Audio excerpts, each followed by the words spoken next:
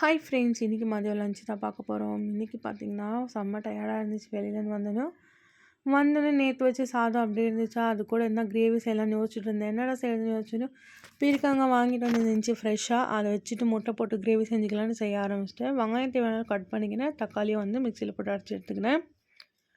குக்கரில் எண்ணெய் ஊற்றிட்டு வெங்காயம் போட்டு வதக்கினேன். கடுகு போடக்கூடாதுன்னு நான் தெரியாமல் கடுகு போட்டுட்டேன், பொரியலுன்ற ஞாபகத்தில்.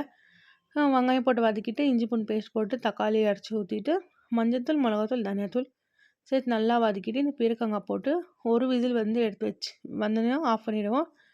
அப்புறம் தேவையான அளவுக்கு முட்டை போட்டுட்டு ஒரு 10 நிமிஷம் ஸ்டீம் பண்ணி எடுத்துடலாம். அப்படியே வந்து சூப்பராக முட்டையை வெந்துடும். சூப்பரான பீர்க்கங்காய் முட்டை கிரேவி ரெடி ஆகிடுச்சு. இது செஞ்சுட்டு இருக்கும்போது ஒரு சிக்கன் கிரேவி ஆர்டர் வந்துருந்துச்சு, அதான் செஞ்சுருந்தேன். அதை வந்து செஞ்சு கொடுத்தேன். சீக்கிரம் வேணும்னு சொன்னாங்களா, அதனால் சிக்கன் கிரேவி வந்து ஆர்டர் வந்தோன்னே மடமடன்னு செஞ்சு கொடுத்தேன். சூப்பராக இருந்துச்சு. சிக்கன் அவங்களே வாங்கி கொடுத்தாங்க, நான் செஞ்சு கொடுத்தேன்.